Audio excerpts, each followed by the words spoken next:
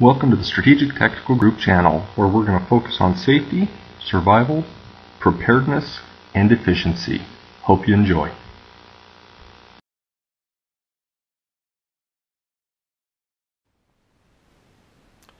Hey everybody, I'm going to do a quick video for you, and it's a rather simple one that I think everybody should know how to do if they own any type of firearms. Obviously you need to maintain them.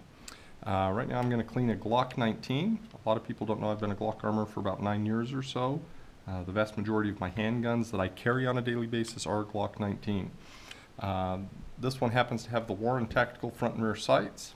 I've done a little bit of stippling on it, just kind of something that I started playing with a little, and I really enjoyed it. So obviously it's empty. You can see that there's no magazine inside, no round inside the chamber. The magazine is over here to my right. This is a new magazine that I just picked up probably a month and a half ago or so. It's ETS and it's really cool because it's see-through, it's transparent, so you can see how many rounds you have. So far I haven't had any issues with it, but it's a fairly new magazine right now. The rounds that I'm carrying are the Speer Gold Dot G2s.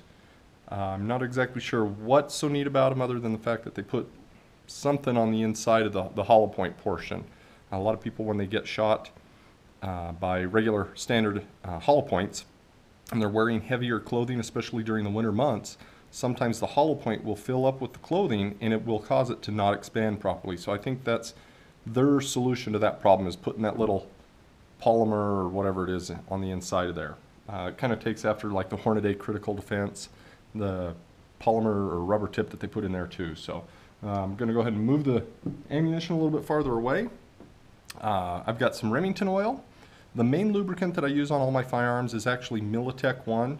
They sent me some bottles of this stuff, and it's a dry lube, so it doesn't accumulate the dirt and attract the dirt and dust as much. Over here I've got some Otis dry lube. I've used this a little bit, it's just not one of my main go-to ones, so I'm going to put that off to the side. Now a lot of people will buy a Solvent lube all-in-one, and I'm not that way. I use the Otter's Nitro solvent. I want a cleaner to clean, and then I want a lube to lube. The Militech one I'll put on the moving parts. The Remington oil I'll actually wipe a little bit on the outside of the slide, let it sit for a couple of minutes, see if it can't penetrate into that metal, just to try and help prevent rusting. That's the only reason I do that. I'm a huge fan of the bore snakes, and I'll show you a little bit more on that here in just a second. A dental scraper in case there's some carbon buildup that you can't get out. An old toothbrush. When you go to the dentist and they give you a new toothbrush, take the old one, throw it in your cleaning kit. And then a wire brush, a wire toothbrush. Okay, same reason, just in case I need to push a little bit more to get some more carbon or something like that, usually off of the feed ramp. And then some people will use pipe cleaners. I prefer to use Q-tips because they're a lot more readily accessible. So I'm going to go ahead and pull this apart, run the slide forward. I already showed you that it's empty. And I'm going to break it down. I've got my recoil spring, my barrel assembly, slide, and my frame. Okay, now I'm not going to go and pull all of this stuff out or the triggering things as well. This is just kind of a regular cleaning that I do when I get back from the shooting range.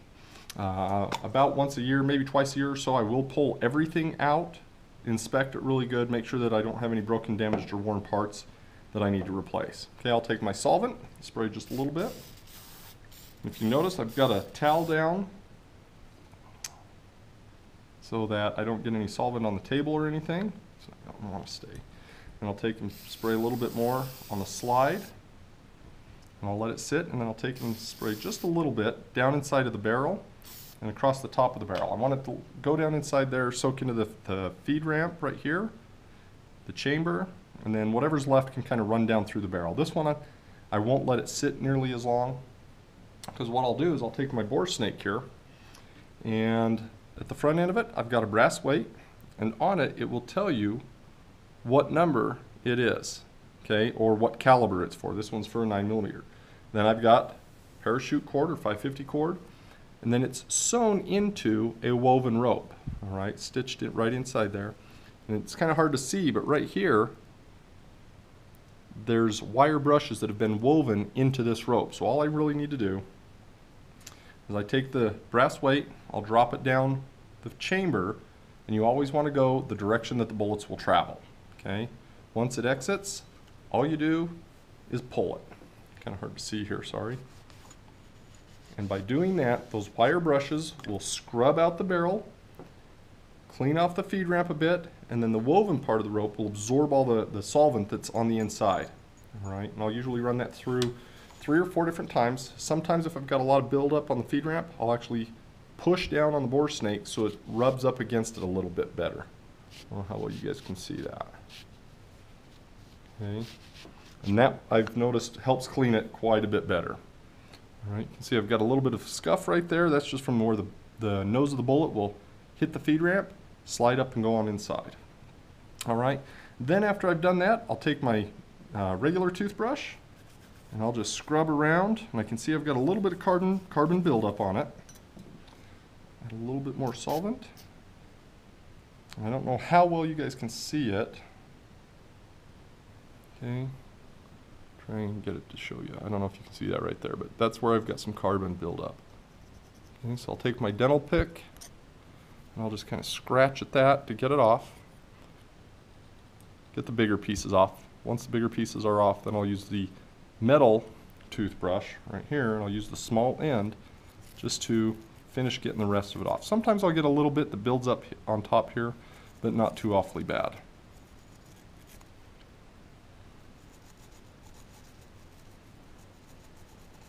Make sure you hit the feed ramp.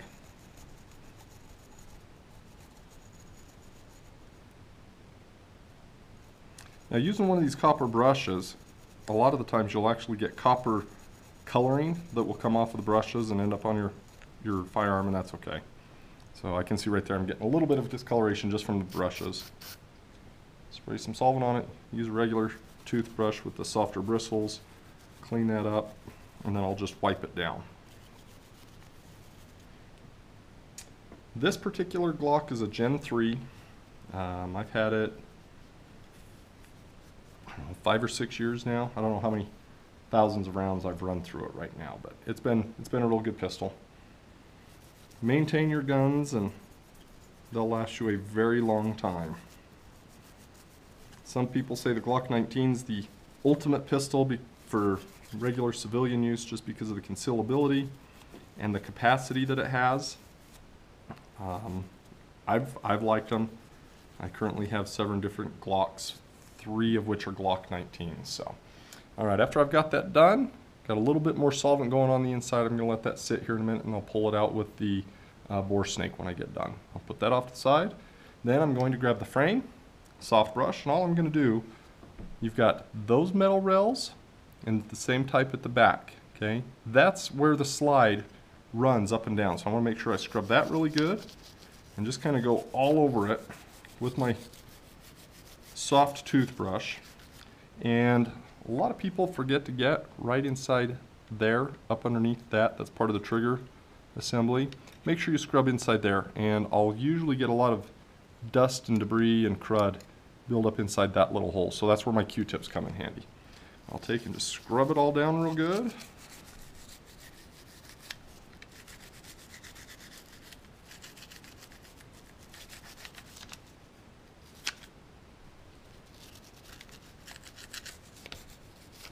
Alright, looking pretty good. Get up underneath the slide release or the slide stop.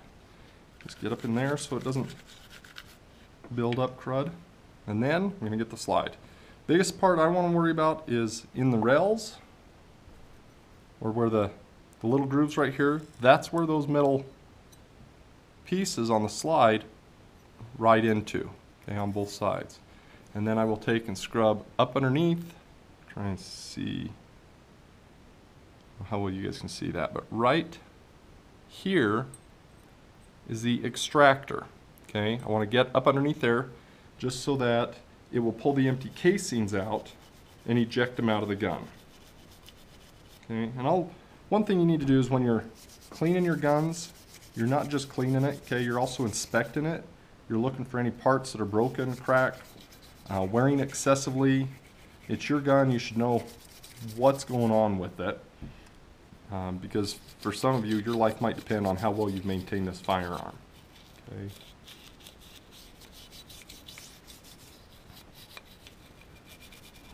All right. And I'll make sure I get inside of the chamber or ejection port area right over here. Just want to try and keep as much dirt, dust, residue off as possible. Do in between my sights for the same reason. I want to be able to see my front sight. Okay, so that's really all I'm going to do as far as doing that. Okay, now that I've got it all cleaned off, you can see I'm over at the sink. This is a little secret for you. If you're using a good, high-quality combat-style pistol, something that's made to take abuse, like your Glocks, your H&K, Sig Sauers, the Beretta, anything like that that's gone out there for major government contracts, they're going to hold up to this a lot better. And it makes it a lot easier on you to clean your firearm. Take your sink, turn the water on, let it run until it gets as hot as it can get. And then what I will do is I will take and I will let this hot water flush the rest of the dust, the debris, any oil, the solvent out of my guns. Okay, and all I do is I just let it soak through.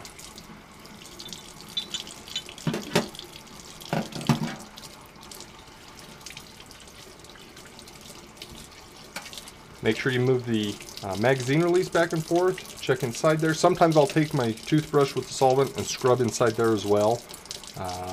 But I just really want to make sure I get all of this solvent and stuff out of there. The trigger that I'm running in this isn't a stock trigger. It's actually the Haley Strategic skimmer trigger. And I really like it because it's got a shorter reset and it's just a lot more comfortable. Sorry, not comfortable. It's just a lot easier on me versus the stock trigger. I did have a Salient Glock 19, the Tier 1 package that they do, and I actually had issues with that trigger failing to reset. I used that in a Travis Haley class a couple of times, and about 2 or 3 times a day it just refused to reset. So then I'd go to press the trigger again and I had no trigger. Okay. So far with the skimmer I've had it about 2 years and I haven't had any issues with it. It resets every time. It's got a little bit harder reset that I like. Just kind of tells me that the spring inside there pushes or pulls it a little bit harder, forcing it to reset. Alright. Like I said, make sure your water is as hot as you can get it so it flushes everything out. This is your firing pin, okay, or what's known as the striker. I will pull that back and forth just to make sure it moves, that it's not bound up or anything else. And a lot of people think that little hole is, I don't know how well you can see it, but there's a little hole right there. A lot of people think that hole is to oil the firing pin. Okay, don't oil your firing pin. That's not what that's for. Don't ever oil your firing pin. That little hole is actually to allow water to drain out so the firing pin moves freely back and forth. Okay, so make sure you don't put oil inside there. And then once I've got this all done, all I'll do is take it out to the garage, turn on my compressor, and I will blow compressor air through the entire firearm just to get all the water out. Alright, I'm not going to have you listen to that because the compressor's kind of loud, but that's all I'm going to do. I've got one of those little air guns that you use to force the air out of the air hose, and I will just take and blow it in there, get all the dirt and everything else out, and then same thing, I'll do the same thing inside of the slide, especially in this little groove, and I will blow some air into that hole just to kind of force the air out, or to force the water out. Okay, I'll go get that done and I'll be right back. Alright, and I've got it all dried off, looking a lot better. Making sure the trigger still moves freely, which it does. Check the firing pin or the striker. That's still moving freely. Looks a lot better, a lot more clean. One thing I forgot to show you is I did go and clean this off too. Same thing, I'll just take my solvent, spray it on it, brush it down with the toothbrush, rinse it off, take it outside of the compressor and let it dry with the compressed air as well. Okay.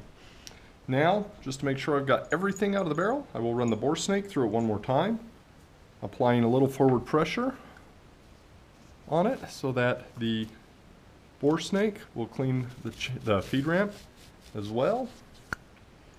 And I can't tell you how much time a bore snake will save you when it comes to cleaning your guns. They're incredible. All right, now it comes down to putting it together and re-lubricating it. Now, depending on the climate you're in, you don't want to over-lubricate these. I had a student in a class several years ago who had lubed his firearm. It was a Glock 26, who had lubed it way too much, and he was starting to have malfunctions with it. And at first I thought it was the operator, so I went over and I shot the pistol a few times, and it continued to jam. I took the slide off, held it upside down, and the oil was dripping out of the frame. He had that much oil in it. Now, where we live, we're in a lot more of a dry desert climate, so you don't want to over lubricate it. Now, I just put the Militech one on a Q-tip. Now, going back to these two rails and those two rails, that is all the oil I need to put on it. I'll just do the top and the bottom of all 4 of those rails. Okay, put that off to the side. Then on the barrel, I'll look to see where it's been wearing from use. Okay, if you can see the discoloration right there, I'll put it at the top and the bottom at the front of that barrel. Because when I assemble the gun again and rack it, it will go ahead and move that lubricant where I need it to. Right? Then I'll look wherever else it's rubbing, apply just a little tiny bit. All right. One place to look for when you're cleaning your pistols, inspect right through here. Make sure you don't have any cracks. Anywhere that the metal is thinner, inspect it. Make sure it's not cracked or anything. If you've dropped your gun, same thing right here where the op rod or the recoil spring assembly goes. Check that. Make sure you don't have any cracks or anything there. All right, this one's looking pretty good. I will also look up underneath the, like I said, it's kind of hard for you to see, the extractor right there. Just make sure that it's free of everything. Make sure nothing's built up in there. Well, we're looking good. Okay. Then I will take and I will put 1 drop in each one of those little grooves on the slide, and I'll hold it on an angle. And I don't know how well you can see that, but I'm going to let that oil ride down in that little groove, and I'll do both of them. And notice I'm putting the oil at the back of the slide and letting the oil just run down this way, because when I put the gun on, or when I put the slide back on the frame, I'm going to slide it that way. That's just going to help that oil work in, or your lubricant, whatever it is you're going to use. All right, I'm going to put just a little tiny bit there and at the front as well, because as you can see, you got some discoloration, so there's a lot of friction that happens right in there. All right, I'm going to go ahead and put the slide back together, put the barrel in, and when you do that, you can move it back and forth, and you can tell how much more smooth it is. It's just nice and easy going. Take your recoil spring, an operations rod back, put it in. All right, very simple. Then all you're going to do is get your slide and your frame, line them up, and pull it back. And that's it. All right, this video is going to be, what, 10 minutes or so? The only part that you didn't get to see is me running compressed air through the slide or through the gun just to dry it off. One thing, if you don't have a compressor, one thing you can do is you can get that compressed keyboard air, the computer air that you get in kind of like cans like this, and use that as well. Okay, same thing, just spray out the frame, the slide, everything up in there.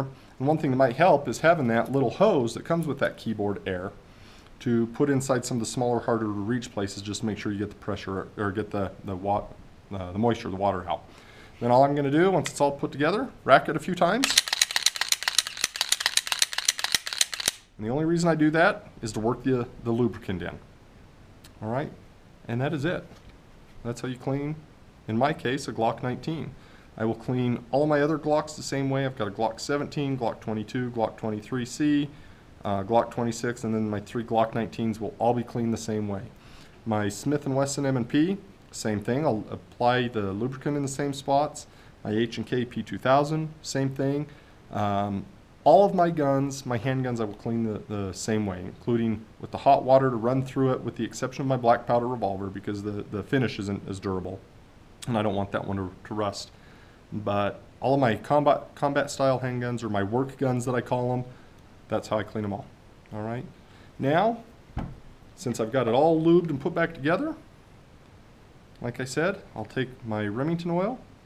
I'll just fill one end of the Q-tip with oil till I really can't take anymore. And then all I'm going to do is just rub it back and forth all over the frame, or all over the slide. Okay, I'm going to make sure that I get the sights, both the front and the rear sight. My rear sight right here did develop a little bit of rust because I had it on the floor when I was up at a ski resort. Had it right below my feet, up underneath the seat, so I've got quite a bit of moisture on it, and I noticed I had a little bit of rust developing on there. Okay, so I'll just put oil all over the frame, including the little charging grooves, and then I'll let it sit. Usually let it sit for about 5 minutes or so, just enough for whatever the metal can absorb to try and absorb. Sometimes it seems like it does better, sometimes it doesn't, and maybe it doesn't do anything at all. But for me, it's just kind of a peace of mind to know that I tried to prevent the rust from happening on my pistols. Okay. That's it. I'm going to let that sit, and I'll get back to you as soon as I'm ready to clean it off.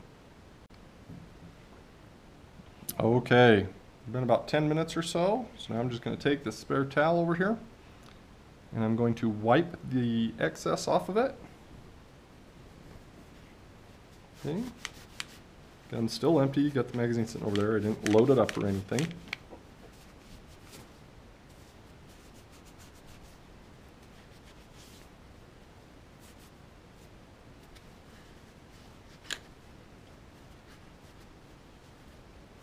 Notice, keep your finger off the trigger, obviously.